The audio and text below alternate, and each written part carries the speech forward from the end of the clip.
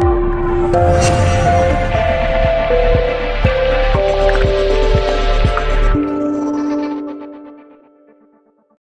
hello everybody, I'm very happy to see you here. Today we're going to be talking about GW number 3. Now again, if you don't know what GW is, you can go back to one of my previous videos and you can find the link in the description. And if you would like to skip to the summary section or the most important points of this video, then you can find them either all around me or in the description box below. And so this GW is all about letting go of self-judgment. And this is important because we are creating rules. We are first of all, we need to know where does this self-judgment come from. So what we have in our minds is a set of rules which we don't talk about that much, but we feel them. We feel them inside as if this is truth, and as if this is the reality, right? But very, very often they are just implanted in us, implanted by our parents, our environment, our teachers, our media, whatever, and we don't know that they exist, but we feel them. We feel them when these rules are broken.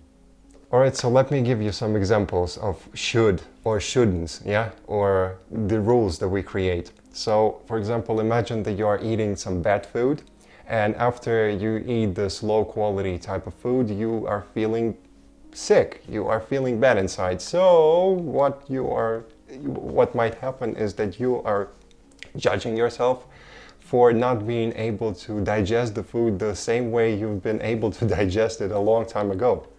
And maybe half a year ago or like a year ago, you have been able to digest it very easily, when right now it's not a possibility for you anymore. And so of course you are judging your body and saying, my body should react like this, yeah? But the thing is, where did you get this from? How did you come to the conclusion that this is how your body should react at this moment when you're eating this food at this age for you, yeah? Now the second example, imagine yourself not being able to sleep, yeah, and you're having insomnia.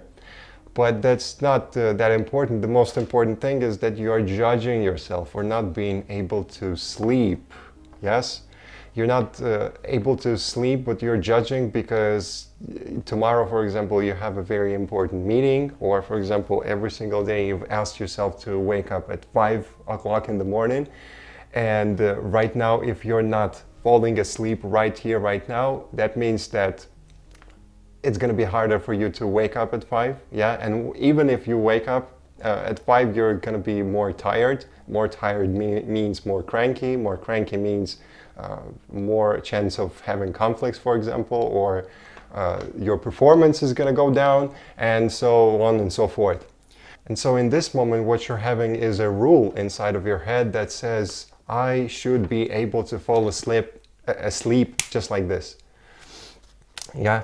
And another example is, imagine you are going out cycling, or you're going out running, and you are feeling exhausted only after 10 minutes of running.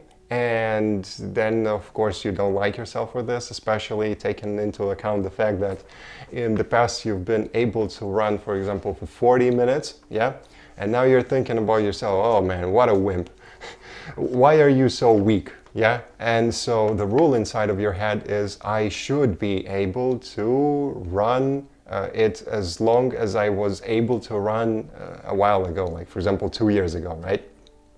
And another example, it just kind of came spontaneously because right now I have a, well, red eye, or not red eye, the bloodshot eye.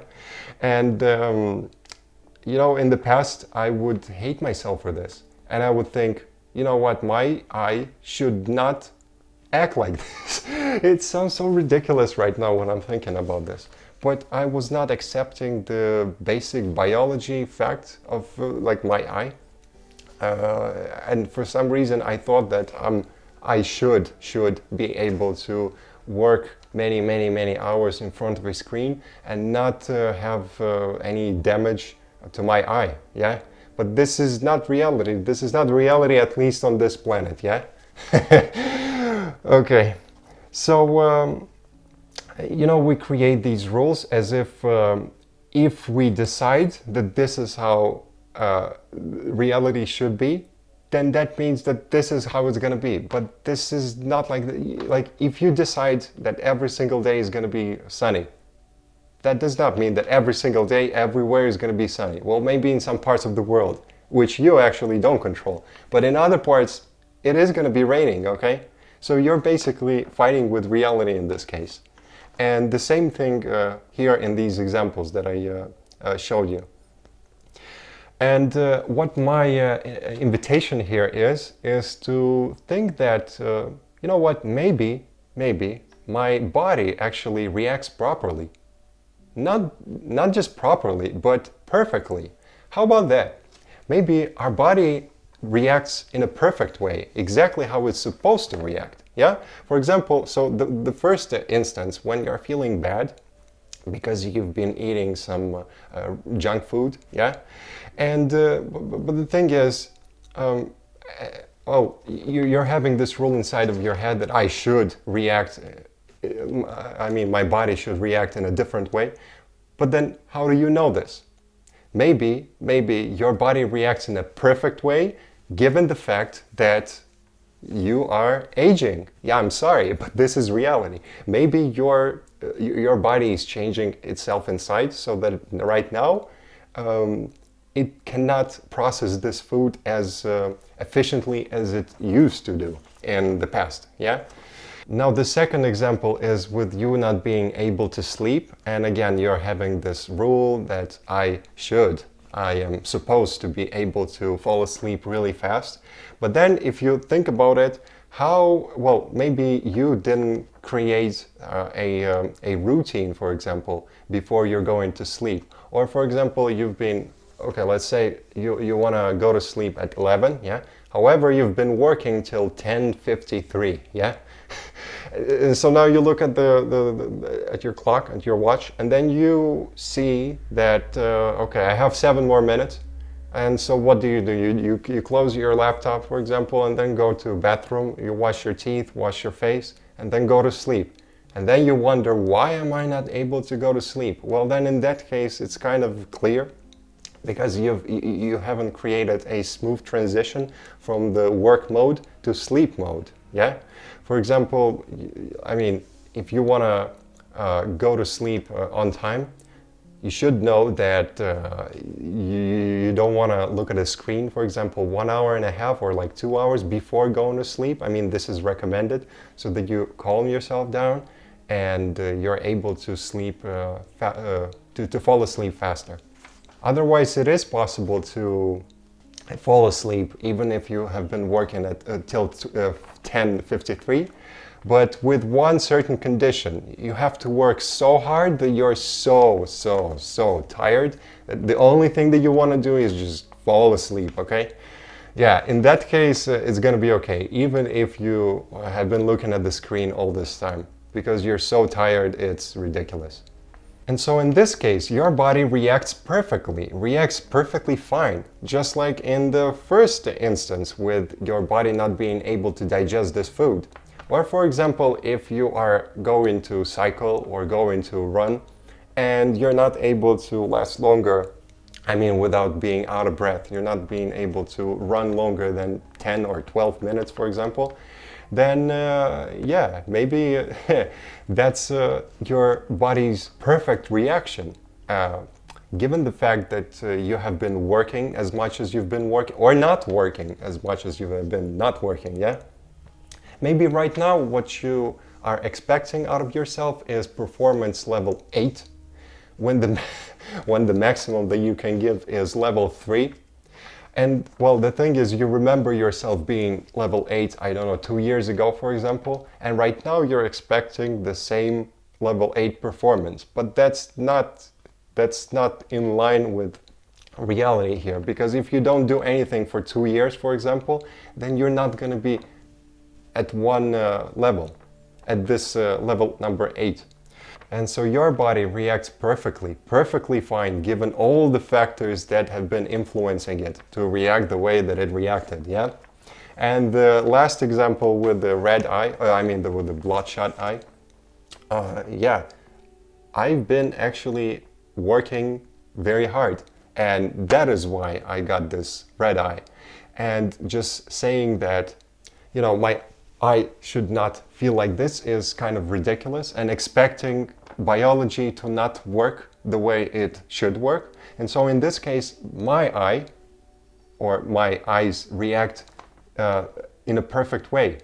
And what I need to do is to change my expectations or change my beliefs about how reality should be. Well, right now it's okay, but in my past I used to judge myself, judge my eyes. Yeah. So it was a completely proper reaction, but not proper expectations. Expectations were unrealistic. And so see for yourself if you have these unrealistic expectations as well.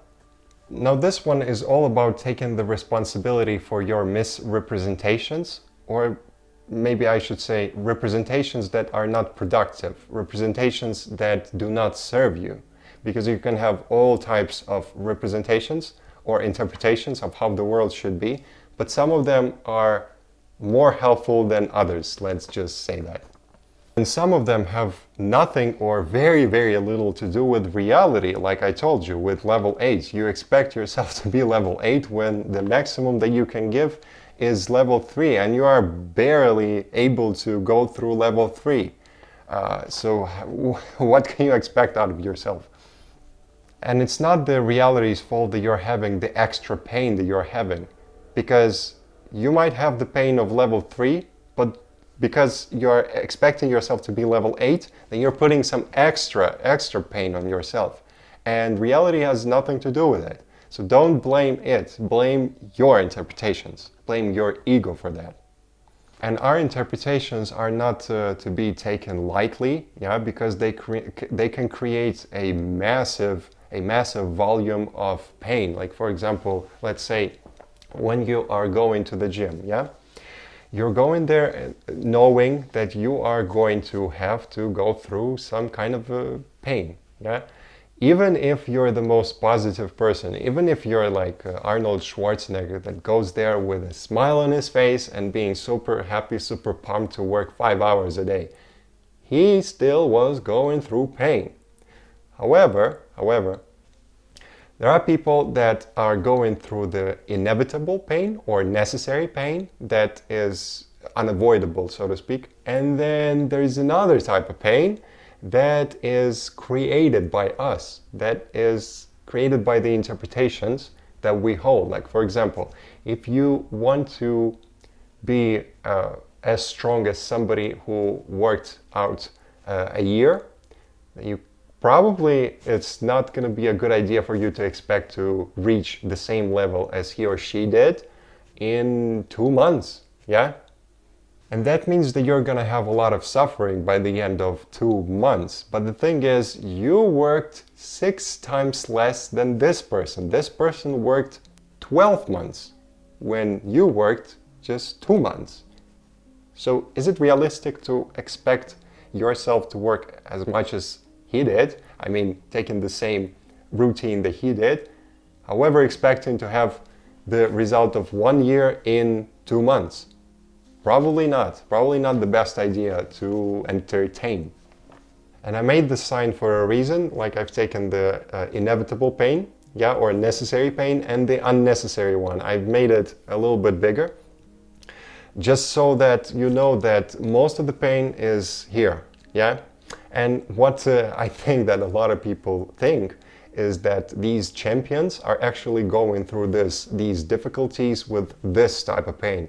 When actually, I think in actuality what happens is what they're doing is just going through the necessary type of pain, whereas all the rest, I don't know, 60-70% of pain is just going away because they have realistic expectations, because they have something that is going to help them, not something that is going to be an obstruction to them.